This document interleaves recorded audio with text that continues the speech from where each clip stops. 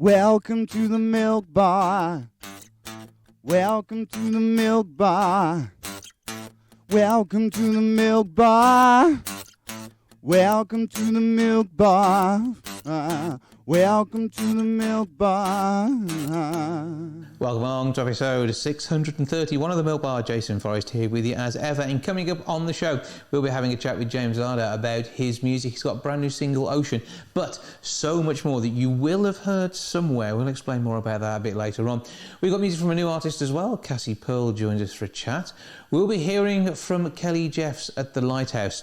They are open. They've got a new phone number. You can go and see films in the right place to go and see films in the heart of Wolverhampton.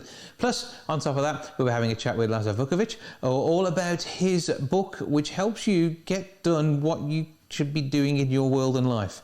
Yeah, more on that later. We'll talk about his documentary stuff too, but that's always great for Natter. And on top of that, we'll be hearing from DJ Barbecue as well. I caught up with him on the phone a few days ago, so explaining what's going on there. He's got some fantastic wine suggestions to go with your barbecue and some brilliant outfits to go with it.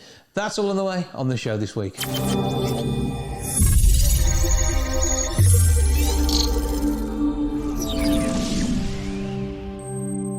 Lazar Vuković has not only been working on a documentary we spoke about a few weeks ago, but he also has a book out there. To tell us more, he joins me from the beach. Hello, sir. Hi, Jason. How's it going? Oh, good here. And I'm not even slightly envious of the fact that I can see the ocean behind you pretty much. What's going on? Where are you and what are you doing?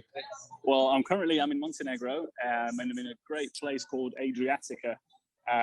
It's a fantastic beach club and restaurant here. No plug. But I just want to let you know in case you do want to come out and join me next time, Jason. I think we should arrange this for interviews in future. I turn up at the same tropical destination as my guest. Yeah, it should be a prerequisite, I think, for interviews going forward. I'm in Montenegro, and it's where my family are from. And my wife, she was born here.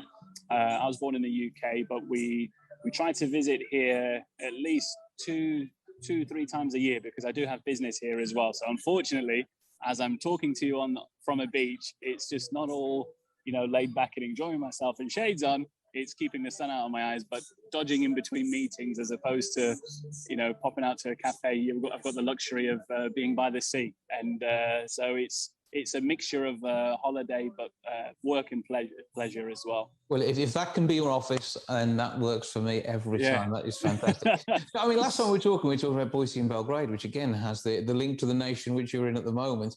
And this time we've got to look at this book that you've got. And I know you've been doing quite a bit of work appearing on TV out there. Yeah. Do you mean this book, Jason? Is that the book you mean? Make It Happen. That will be the book, he says. So tell me more about it.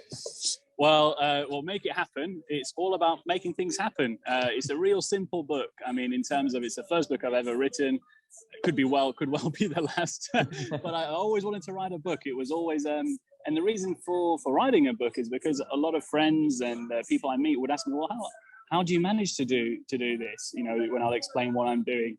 And I've been an entrepreneur since I can remember, so from the classical childhood playground trading, I'd go to the sweet shop, buy some sweets before school starts and sell them at lunch for a profit. And it'll take me all the way to, in the UK, I had a chain of toy stores on the high street.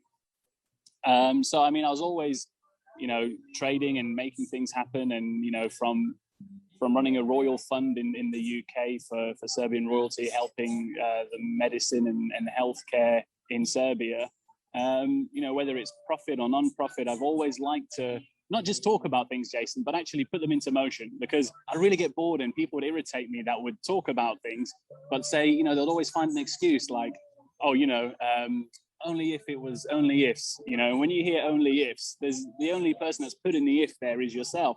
So I decided to put a book together, it's in 3 parts. The first part is essentially my story, growing up in England, being born in England to a Serbian family. My father was a minister of religion. So people would kiss his hand as, kissing Christ. That's what you do in Orthodox religion. But my friends would think he's part of the mafia, and so I've got some real quirky stories in there. The second part is about my Make It Happen mindset. It's, this isn't a course. It's just simply me talking to the reader And the third part is, it's called You, and it's me asking some provoking questions to the reader, trying to drill in, what is actually stopping you? Because the reality is, Jason, there's nobody stopping anybody apart from yourself. And it goes for everything in life. If you can get the right idea, the right background, and have the drive to do it, then yes, anything is possible. But it's about being in that right mindset. And this is where the book comes in, though, isn't it? This will help to get people to understand the bits that might be holding them back. Yeah, and I mean, what's key about my book is it's not all business. I'm not talking about money. I'm not talking about figures.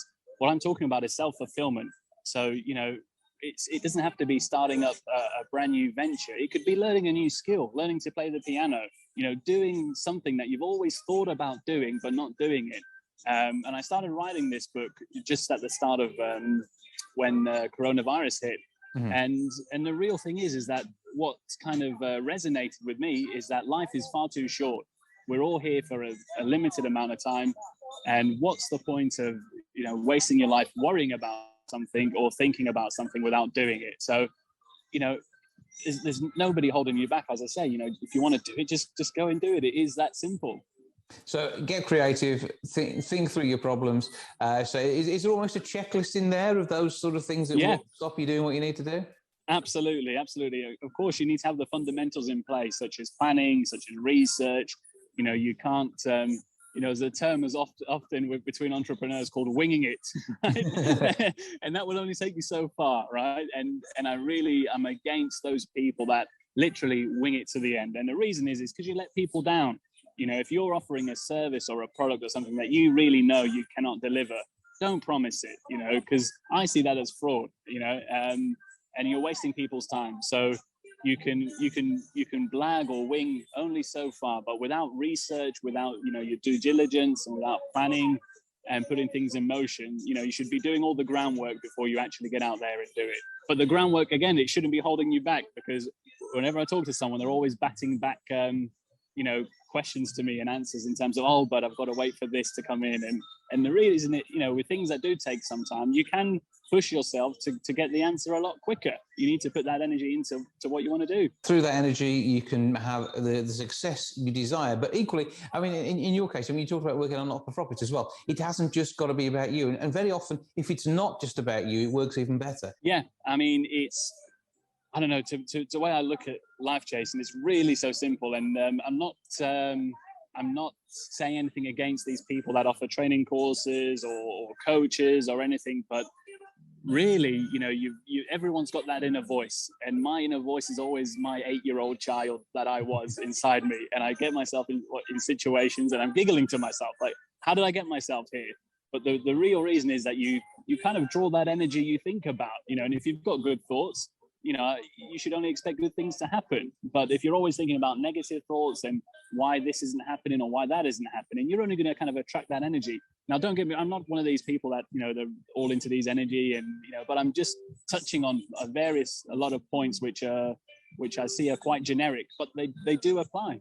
Mm-hmm. So you're not talking necessarily spiritually, but you are talking the drive that you need to succeed. And we don't want to have misplaced self-faith, but you've got to be analytical of what you're doing, and that way you can have faith in what you're doing. Yeah, and everyone always says, well, your self-confidence has got to be so high.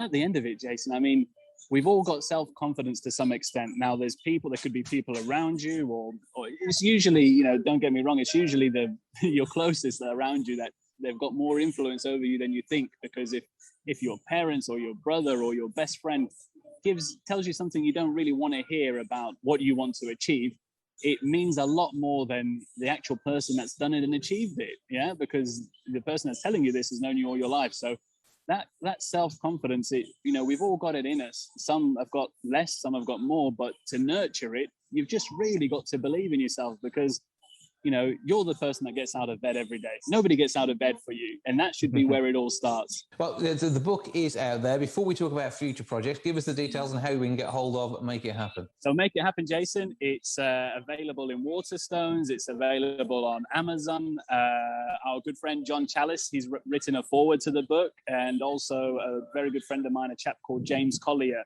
who's a co-founder of Huel. If you've heard of Huel, it's one of the biggest startups that the UK seen in the past few years. He's also very kindly written a foreword to it, and it's just it's a good book. It might not change your life. It might change your life, but I hope to those that read it, they can relate to it to some way, shape, or form, and it helps them on their journey. Well, certainly the autobiographical bit will be well worth a read, even if you aren't looking at getting into business. But as we say, it doesn't have to be business. It can be any part of your life that you want to make it happen in. So you can see how you can do that from there. So what other projects have we got going on at the moment then that we need to know about? Anything else on the documentary front of filmmaking? There's loads, and I'm thinking, what can I share with you? So I can share with you here in Montenegro, we're going to do a brand new series, a TV series that the UK and I'd say the Western part of the world have seen before, or at least a similar concept, but this part of the world has never seen it. So I've just did the deal with a national TV station here. We're looking to start filming it towards the end of September. We're doing 12 episodes. That's going to be really exciting for me. We're also, unfortunately, have we got a title for that one? Yeah, what can no, I can't. That's under wraps. But John Chalice was supposed to be right here next to me, where he's nowhere to be seen. But he was supposed to be here next to me in Montenegro, but due to coronavirus and just the way things are panning out, we've delayed that to next year. So we should have a Boise in Montenegro, and maybe Marlene might join us as well next year. Sounds interesting. But I guess pretty much exclusively for you, Jason, I can tell you that we're planning to record in September, beginning of September in the UK, 40 years together of Boise and Marlene. So they're going to be talking about their life throughout Only Fools and Horses, well, their marriage essentially, from Only Fools and Horses to Green Green Grass, and it's going to be an interesting show. We're going to be talking a lot about Only Fools and Horses, and because it's their 40th year, the anniversary on the 8th of September. So that's all something to look forward to. Meanwhile, give us all your socials and everything so we can find you and check out what is going on and enjoy the beach with you as well. Yeah, well, I'm not going to blow my own trumpet too much, Jason, but what I've found out is that if you type in Lazar Vuković into Google, it actually comes up with a bio. It comes up with all my socials and everything. And I thought that's a bit crazy. Yeah, if you can spell Lazar Vuković, just type it into Google and it should work. Yeah, Lazar Vukovic, and there's a twiddly bit on the T normally as well, isn't there? Yeah, there is, but yeah, you don't have to worry about that. And I'm on Twitter, LinkedIn, and Instagram. So check out Lazar there, and you can enjoy his lifestyle and channel it through to hopefully your own by buying the book. That all sounds good to me. Always good to speak to you, mate. Thank you for joining us, and enjoy your beach having meetings. Cheers, Jason. All the best.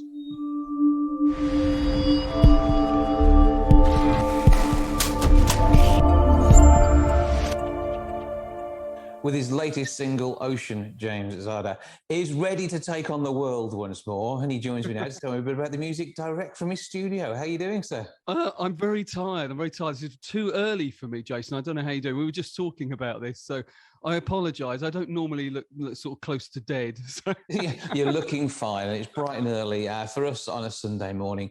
For the rest of the world, they're listening to music whenever they happen to be passing their smart speaker or whatever these days. And music has sort of evolved a bit during your time producing it, hasn't it? Well, it has, yeah. I mean, it's one of the reasons why I'm doing it again now is because of the opportunities with streaming particularly. You know, I'm sure you know, going back sort of 30, 40 years ago, you would find that unless you had a record deal, you just couldn't get a record out to the people. Just wasn't possible.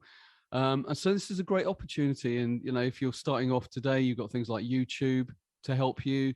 You know, you've got social media, Instagram, you know, Facebook and things like this, which, again, even now TikTok, it's a great opportunity. You've got no excuse. And equipment, my goodness, equipment's more affordable now, isn't it, than it used to be. And you know.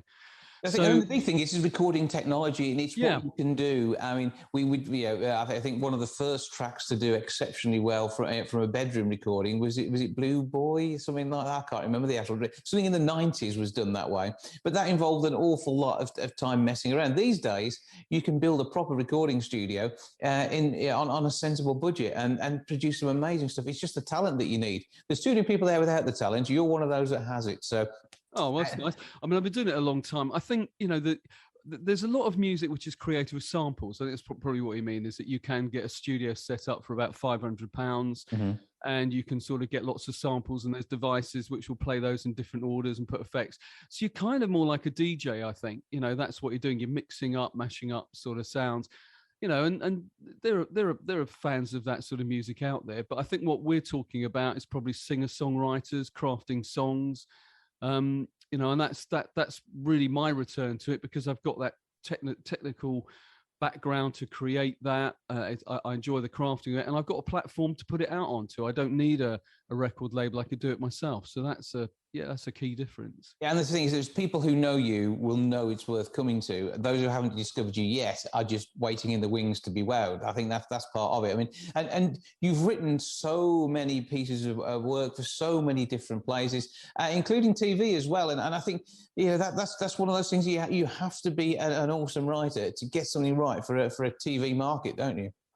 Well, I'm lucky. I've produced lots. I had to, because when I started off, I had a normal kind of 9-to-5 job, and I didn't want to do it, and I got called a dreamer. You got to, James, you got to be like everyone else now. You could see they were telling me with a smile on their face, you've got to go to work. You wanted to be a pop star. And I just found when I first started off, like everybody else, the deal isn't brilliant. I was producing an album as a buyout, an instrumental piece of album, which was about 50 minutes, for £300. So that wasn't enough to pay the bills, but I would do that. And then I would sort of do some other bits and pieces until eventually I did get signed to a label where, because I was better known, my buyouts would go up to about £2,000. So that would be, then, I'm professional. I've actually got enough money to do it. So that's why it was kind of helping me. I was doing lots of music because that was the only way to bring the money in. Mm-hmm. But I mean, by producing a lot of music, it does get your name known. And although we all hate this whole concept of you playing for the exposure, there is still a part of that which is very much you proving your worth, isn't it? Yeah, I mean, you do get better the more you do, but you also have to be careful in the industry that I was doing. I mean, a lot of people who might be wondering this is pop songs and things, thinking, well, he's produced all these albums. I've never heard of him. This was instrumental music, and it was sort of thing if you go to a spa or you have a massage, that kind of thing. And yeah, that music did well to sort of be used in television. Sometimes in the back of Emmerdale Farm, you'd hear my music just being, in some sort of sequence. Maybe it's really good for a sheep or something. We need Llewellyn's music. It's perfect. So yes, I produced a lot of music, which was just about, I'd rather be doing that than having a normal day-to-day job. And I think you are taken advantage of when you're a musician, and it's only when you can actually establish yourself and you have a following that you can get your money up a bit. And I've been lucky. It's taken me a long time. And then I set up my label in 2005. That was a game changer because you then get more of the income coming in. Whereas, with record companies, you get a very small amount. You're on about 15% at best, sometimes less. Yes, a lot of people make a lot of money out of you and your work, but there is pleasure in it as well, which is the upside. And I mean, back to the TV works briefly. I mean, what's the sort of biggest show or the most unexpected show that you ended up on? And have you suddenly found yourself in the background when someone's licensed your music, and you were watching Emmerdale, the sheep runs past, and you're thinking, hang on, I know that ditty. Well, it does happen. Sometimes I'm watching TV and I'll turn to the wife and I think that's mine. She'll go, yeah, I think it is. And later on, it's only when you get a statement, which is from PRS, which is where it tells you that, what's actually been played on that. And so when my daughter was growing up, she became, like a lot of teenagers, really into Friends, which was a massive TV show. Mm-hmm. And I didn't realize this until I got my PRS form that my track's being used on an episode of Friends. It was quite long. It was like sort of 2.5 minutes. I thought, what's going on in Friends? And there was a show where two of the characters, Phoebe, I think, is massaging Jennifer Aniston. Mm-hmm. And yeah, when my daughter found out that her dad's music was used in Friends, I was cool dad for a while. And then she started getting into this vampire series called Twilight, and I had nothing to do with it. So kind of that was it. My coolness waned, and it hasn't regained since, unfortunately. Yeah, all the massages in Twilight took place off the set rather than on it. That's the issue. So there we go. But that's how I was going to say. It's how I found out on PRS. PRS. It's been used on all sorts of things: Brothers and Sisters, American Horror Story. All sorts of unusual things, like Emmerdale. So it's only when you get that list you think, oh god, that's good. But you're kind of releasing these songs into the world like your children, and you never know quite where they're going to end up. Yeah, well, I have to be careful. Some recording artists, they do relate to their music and their albums as children. I produce so much, and some of it for buyouts. I think that people would say I prostitute my children. I'm a really bad father, you know. But yeah, you know, I still care about my music, but yeah, I also have to see myself as doing it as a service. It's music for the people. If you want to do it for yourself, don't get upset if people don't like your music. But it very much, particularly with the instrumental, it was a service for people to use my music. In a way, that's crossed over with my pop music with James Zada, that I'm trying to produce music which hopefully people will like, enjoy, make them feel good. You know, that's the same ethic, really, in a way. Yeah, and the track Ocean, I mean, this is something that will help us feel good. The whole concept of sitting but looking at the blue waves rolling in, and the video helps promote that image too. And what's the background to this song? You want to, okay, you want to know the whole story? Let's have the story. Okay, let's have the story. Well, I'm very lucky that I've got like a hot tub. And which I think a lot of people during the pandemic, they all wanted to have a hot tub, didn't they? So I decided, like most people, I always tend to get over the top. So instead of just having a normal hot tub, I got one of these kind of swim spa sort of things, which is lovely. You know, you sit in it and you can sort of massage yourself and also have a little bit of a swim around. It's got these power jets, but if you put those on, well, I can't. It's like for Olympic swimmers. You know, I just can't cope with it. So I tend to just sit there in the bubbles.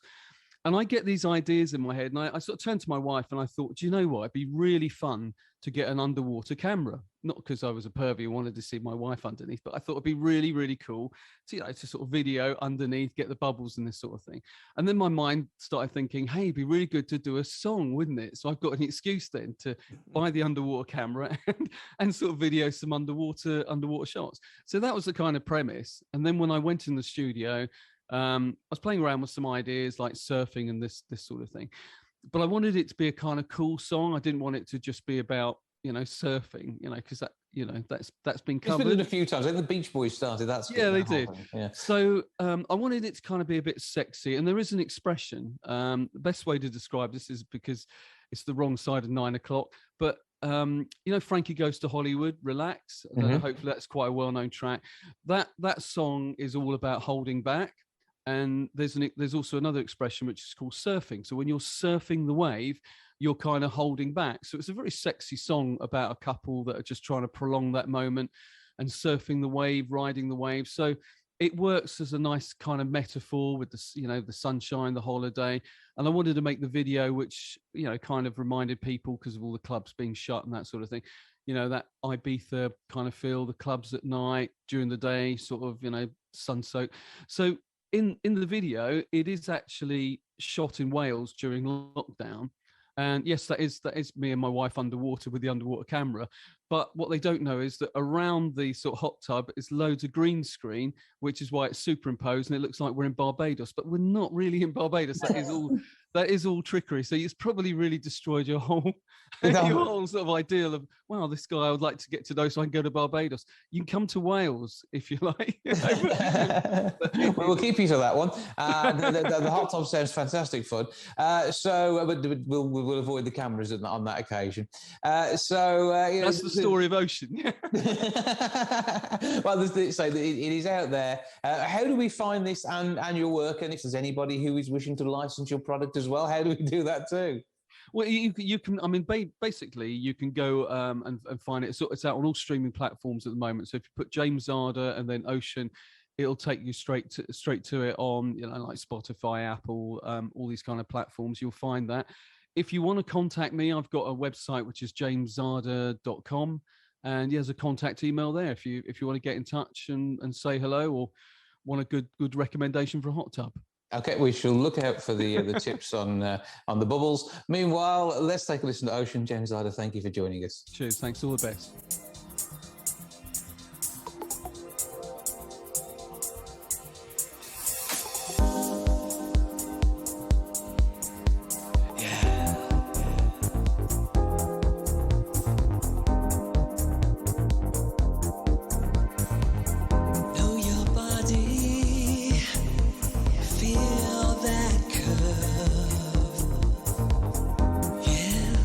Super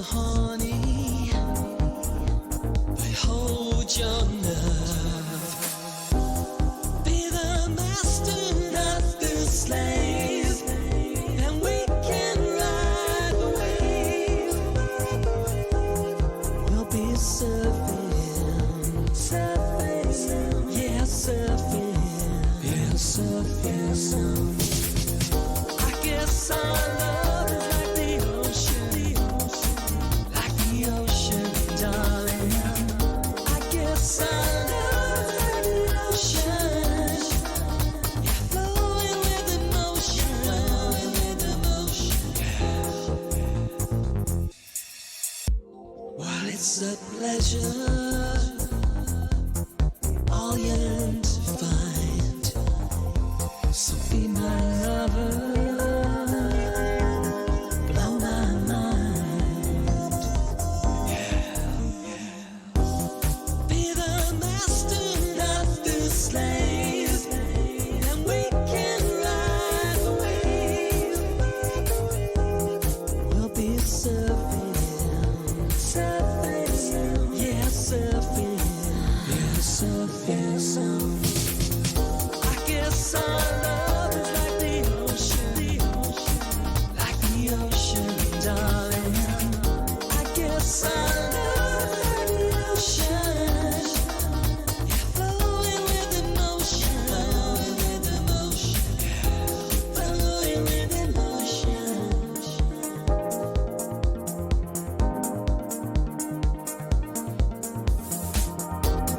Just with you, I wanna ride the waves. So just with you, I wanna ride the waves.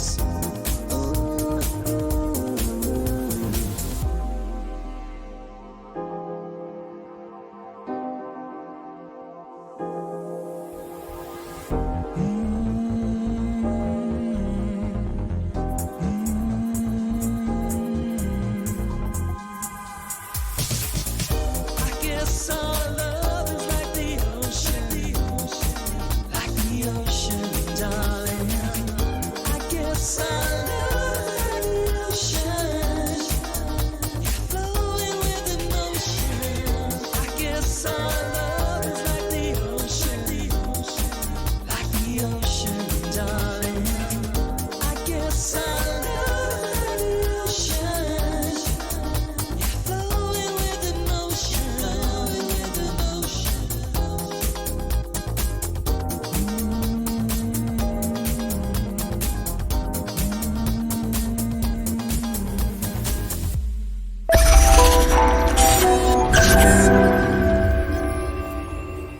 The Lighthouse in the Chubb building at the heart of the city is back, and it is doing some brilliant stuff. Great stuff on screen, loads of other things too, and a new phone number to boot. To tell us more, Kelly Jeffs is with me. Hello. Hi Jason, you okay? I'm good. Everything going well in your world, I trust? Yeah, it's opening a cinema in the middle of a heat wave's an interesting time. Yeah, absolutely. But cinemas are always a cool place to go. You don't get warm in a cinema normally, do you? Not usually, but mix that in with the ingredient of an international football tournament and our phone lines down. We've had it's been an awkward start.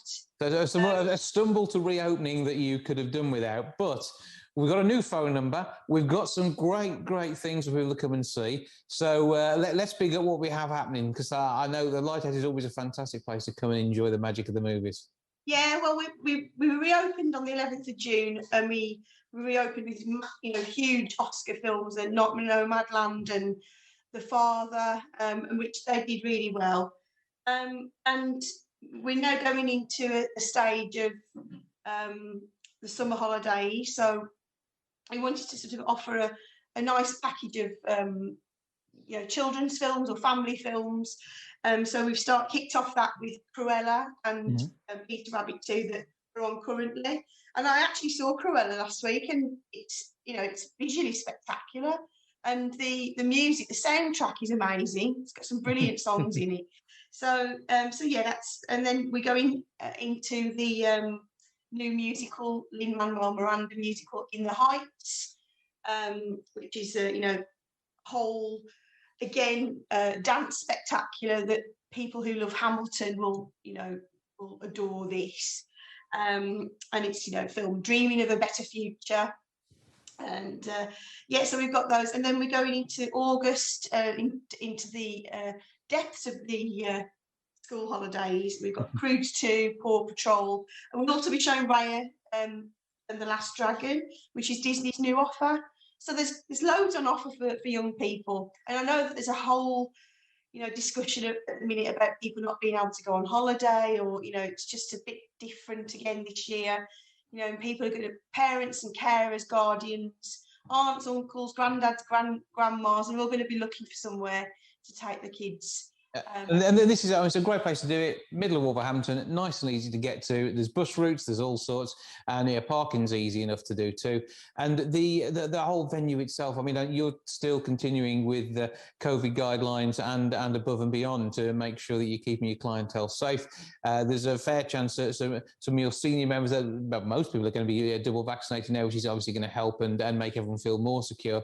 But you've got a nice high ceiling in there. It's a cinema, so you've got a great way of sitting, enjoying, and due to the size of the place, the sheer volume you've got, people can be distanced away from other groups too. We're keeping the distances in place at the moment, and obviously we've reopened the smaller screen upstairs, so now we can offer more films. The programme can be a little bit more padded out, and we've distanced that screen as well. And we're just going to manage it in-house and make decisions on if things get busy. We can release some more seats and still be relatively well distanced. The other thing that we have as well is we have our cinemas fogged from a company that supports us through our COVID compliance management, NPRO, that are Wolverhampton based, and that they work on all the trains, deep cleaning the trains and public areas at stations, and they've supported us through this whole process of change. So cinemas are fogged once a month with this special mist, and that lasts for a month. So we're going above and beyond, really. And I mean, this is putting something onto the surfaces which stop the transmission through touch. And doesn't mean you don't hand gel. You still hand gel to avoid you putting something on there in the first place. But everybody hand gelling and everybody using the facilities in an appropriate way. I mean, personal hygiene has never been more in focus, but we know that people really are doing their bit. Continue to do that, and everyone can be safe. And this is the work that you're doing down there. But it's about going out and enjoying that experience. And you've talked about these films, and although things have been available on streaming, we've seen so much more of that. There's still nothing beats going to the cinema, that shared experience. It's not like sitting on the sofa and making a mess of your own carpet. Go out and enjoy and spill popcorn on somebody else's. Yeah, well, but don't spill the popcorn because it's too good to waste. Well, we will have some popcorn on offer from next week as well. But I mean, the thing about collective experience, the whole pandemic time, everybody was, heading towards other platforms, Netflix, Amazon Prime Movie, and that's all well and good. And the distributors of these huge films, they're saying, right, we want cinemas open again. We want cinemas open again. So we're opening the cinemas, and some of them aren't playing ball again by changing release dates. So that's a problem that's going on in the background in terms of planning. Programming your months ahead. That's why we've gone up to a weekly program, and this is quite important if people wanted to know a little bit more about what we're doing in advance. We're regularly sending out a digital newsletter every Wednesday, so you can sign up for that on our website, light-house.co.uk, and you'll get up-to-date digital newsletter, because there may be some times in the future where we have to change things at the last minute. So that's why we're not programming so far in advance at the moment. So it's a little bit of a game in the background. But this week we've got Supernova, which is the Colin Firth and Stanley Tucci drama, and it's a beautiful film about a relationship between two men where one has dementia. It's a road, it's a journey of sort of their last time together, but it's a beautiful film, and we've had a lot of positive feedback about that. We've also got After Love, which is a lovely, well, again, it's not the happiest of storylines, but it's a real good piece of British storytelling.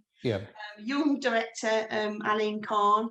It's been supported by the BFI and BBC Films, and it stars Joanna Scanlon, which is who is, I think, one of our really great actresses. She's one of those actresses that you think, oh God, yeah, she's really good. Sometimes people don't quite know who she is. She's one of those that crops up, and it's a story of her becoming a widow, and she finds out stuff about her husband, and it's like, oh, right, this is really interesting. So that's that one. And then but the one I'm most excited about that we've got coming up from the 30th of July is Another Round, which is Thomas Vinterberg's new film. Thomas Vinterberg is the director that did The Hunt and most recently Far From the Madding Crowd. It's a Danish film, and it won the Oscar for Best Foreign Film, starring Mads Mikkelsen, who is one of my secret, loves. And it's a really interesting premise about four guys, middle-aged, bit disengaged with life, and they embark on an experiment about bringing your blood level up to a certain amount with alcohol on a constant, and it's investigating the consequences of that. And I've heard through the Twitter stream that there's been some cinema audiences that have clapped at the end of it. So it's got it raises discussions about the use of alcohol and the impact, negative or positive, it can have on people's lives. It's a fantastic film. I can't wait to screen that. And Mads Mikkelsen's got some great. He's got another one coming out, which we're showing later on in the summer, which I've had the privilege of seeing, Riders of Justice, which is absolutely amazing. So that's what we've got coming up. Fantastic things to look into. light-house.co.uk is how you can get online, book your tickets, find out more about all the other events. There'll be more things coming back to the Lighthouse soon, because obviously you've got the gallery and all the other space that's there. Lockworks open at the moment? Yeah, we've got Lockworks open. So the rule of thumb at the minute is we're not open on Mondays. We've scaled back a little bit and building up slowly. And the bar is open an hour before the film screening start of the day. So have a look at what day you want to come. And whatever time the first film screening is, we're open an hour before that. The most important thing now to say really is that we've got this brand new exciting phone number. Absolutely, because this is how you get in touch to book your tickets. You can talk to someone real and find out more about what's going on. Because the cinema is about being real, and the Lighthouse is so much part of it. Very much a community hub, and the fact that we haven't had you there for so long is just so distressing. It's back. It's available. It's now on 01902 925 225. 925 225. I think I'm going to find that easy to remember. 01902 it's quite 925 nice. 225. Yes.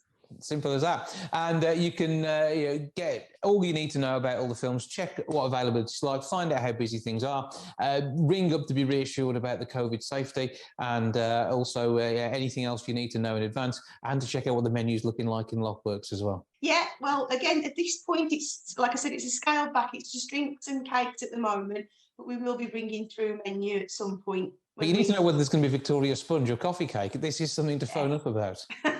But also, if people wanted to talk to me about putting on an event or a party, or anything, a private booking in the space, just give us a ring, drop us an email, and we can go from there. Yeah, because the courtyard itself, if you need to get some people together, but you still want to be able to do it in a good socially distanced way, again, it's the high roof. It's almost like you're outdoors, because it was till the roof went on.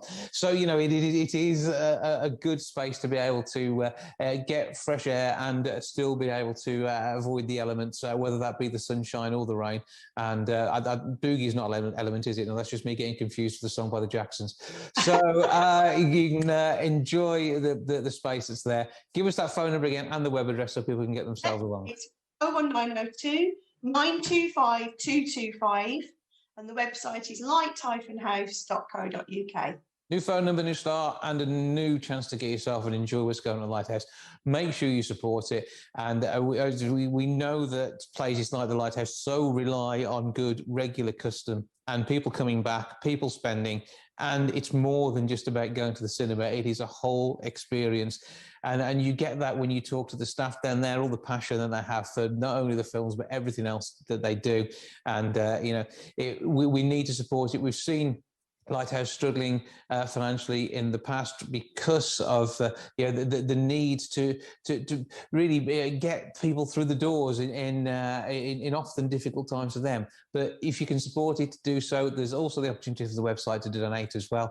It's a charity, and it is well deserving of any support you can give. Thanks, Jason. That's the way to do it. Kelly, always good to speak to you. Thank you for joining us, and I look forward to seeing you in the building in the not too distant future. Brilliant. Thank you. See you soon.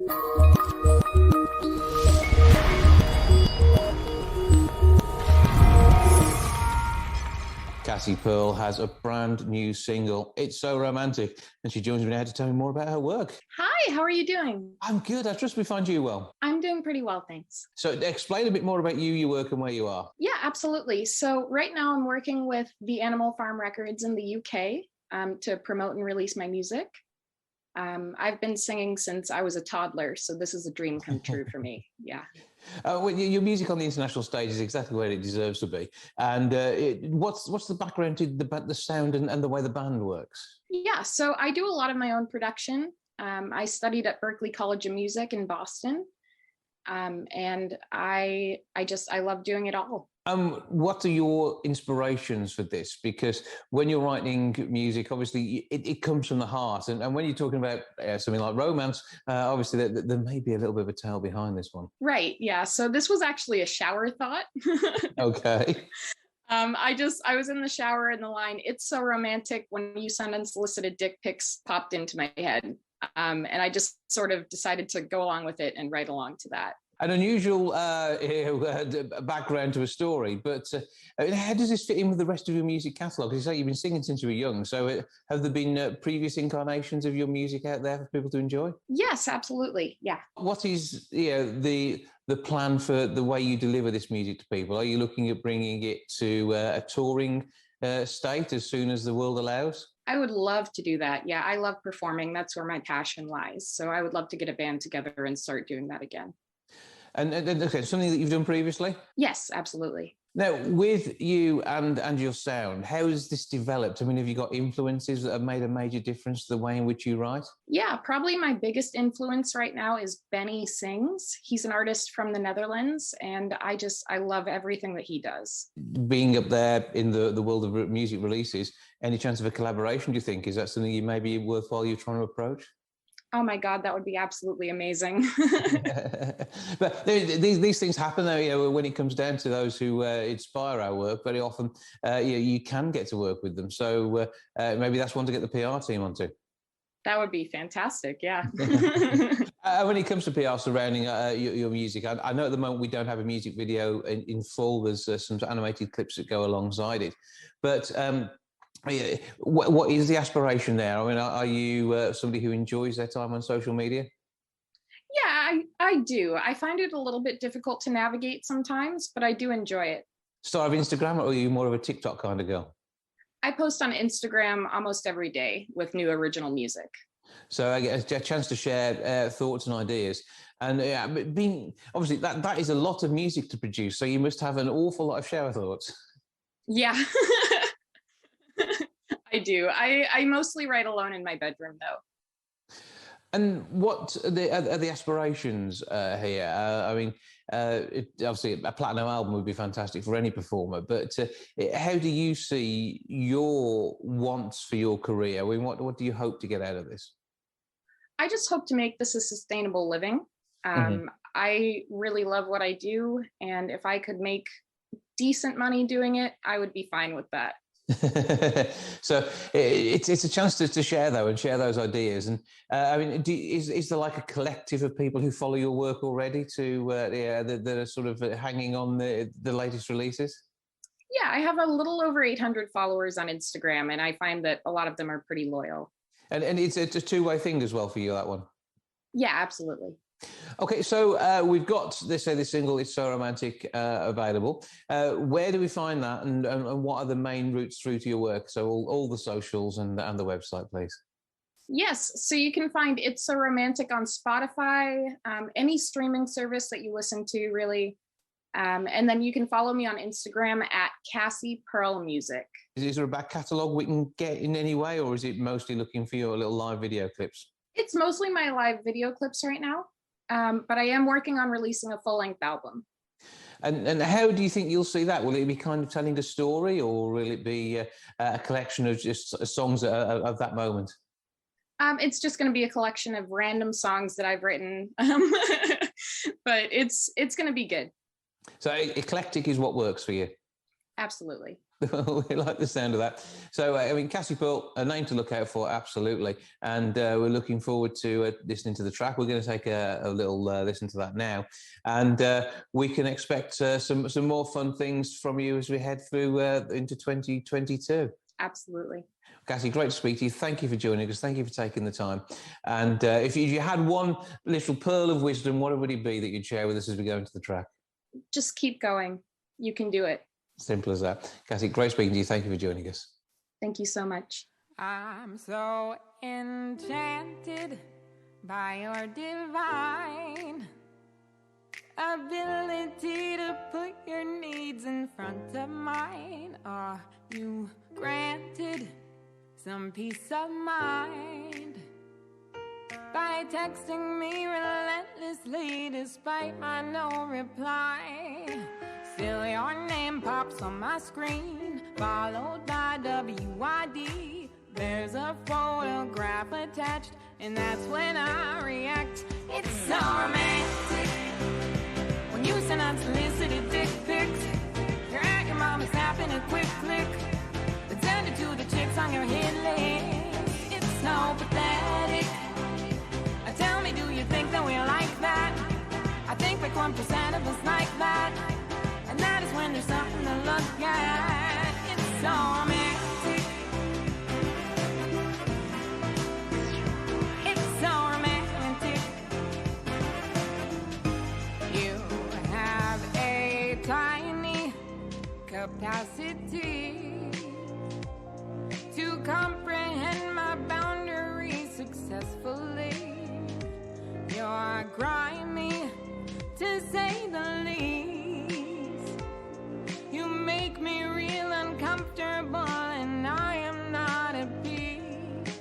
Still your name pops on my screen, followed by WID. There's a photograph attached, and that's when I react. It's so romantic when you send unsolicited dick pics. You're at your mama's snapping a quick click, then send it to the chicks on your hit list. It's so pathetic. Tell me, do you think that we like that? I think like 1% of us like that. And that is when there's something to look at. It's so romantic. It's so romantic. It's so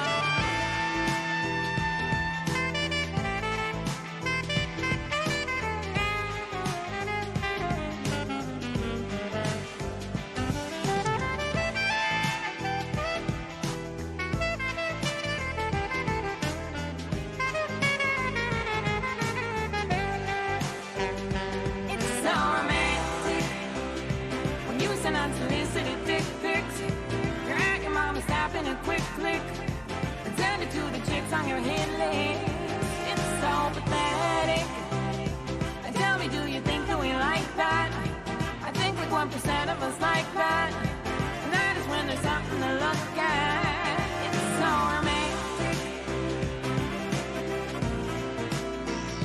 It's so romantic. So romantic. It's so romantic.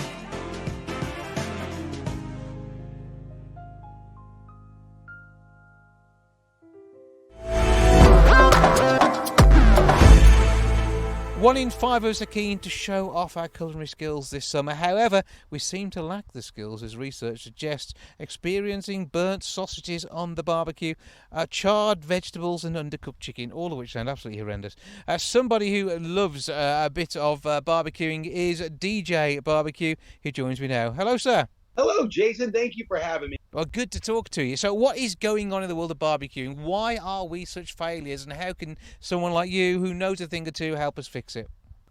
Well, I mean, England is definitely getting better at cooking outdoors and barbecue, and we've seen a lot of that over the last couple of years, especially with the lockdown measures last summer. People started investing in their backyard because that's the only place they can entertain. And now the dinner party has gone outdoors, and that's, I teamed up with Andrew Peace Wines, and they hooked up with this scientist called Dr. Tim Wren, and he did this formula to figure out how to get the best out of a outdoor cookout.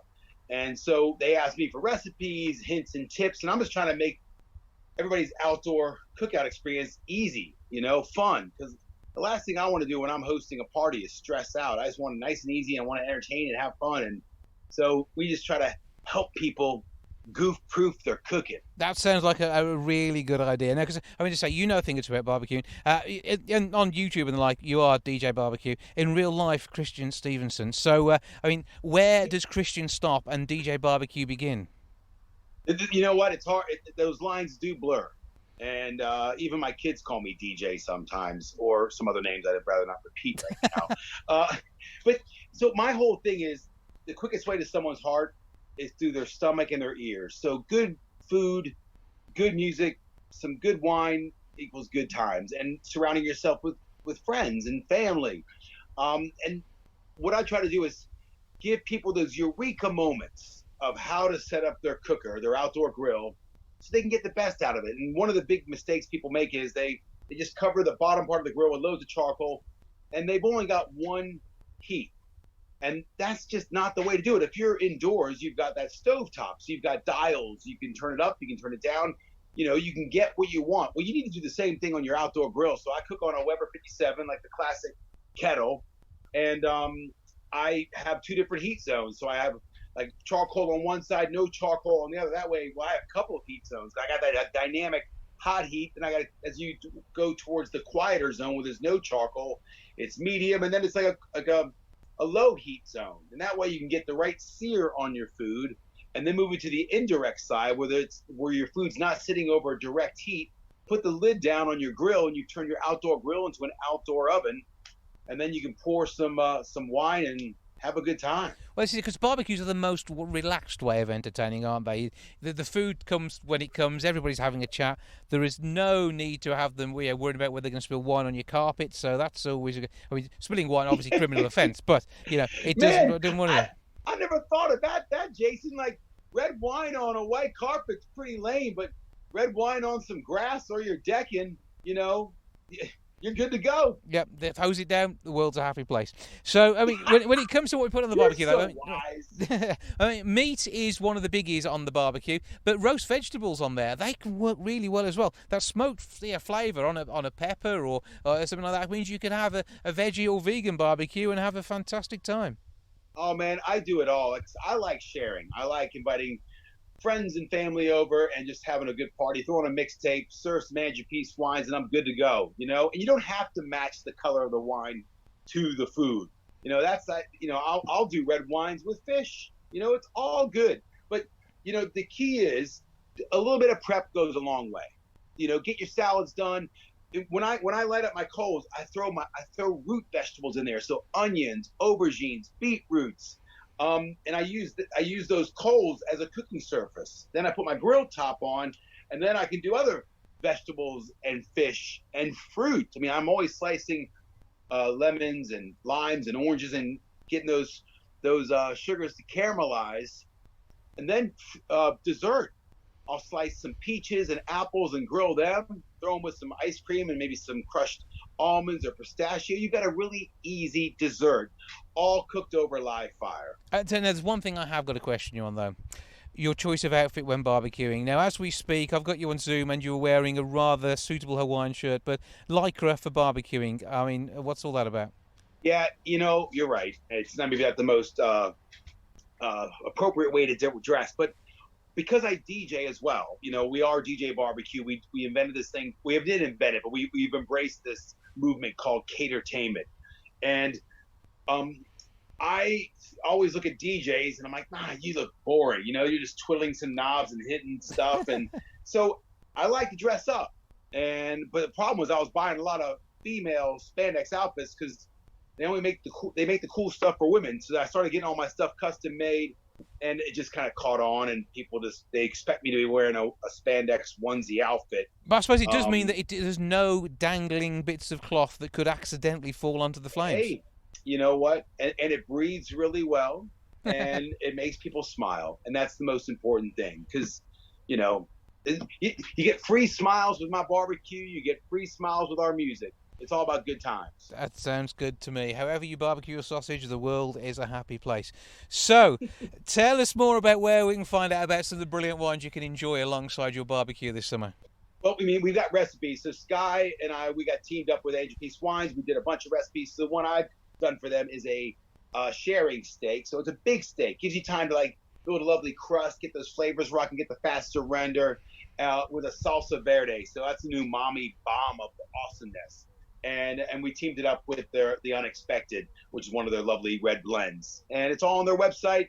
And you can also follow me on DJ BBQ, Instagram, YouTube. I've got about 300 recipe videos on my channel and Jamie Oliver's channel. So if you're just looking for inspiration, put the meat or the veg you want with my name, and there'll be a recipe for you that'll inspire you to have a good time. There we go. I am going away to Google DJ barbecue, corn on the cob. I think that's the way forward. Christian, great to speak to you. Have a fantastic barbecuing summer. Keep those ideas coming. Keep looking awesome in your outfits, and we look forward to more from you as we head through the summer months. Thank you, Jay. Hey, remember, make sure you go fast and take chances. You can't get hurt in the air, and speed's your friend. That's kind of advice I give to all my skateboarding and snowboarding buddies, but I'm going to give it to you too, okay? I think I'll just stick to barbecuing, but we'll take that on board. Thank you, sir. Thank you, sir.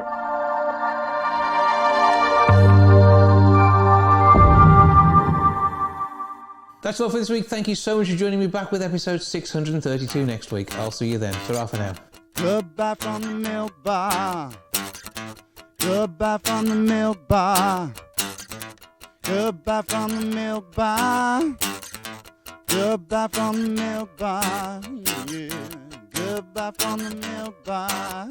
Yeah.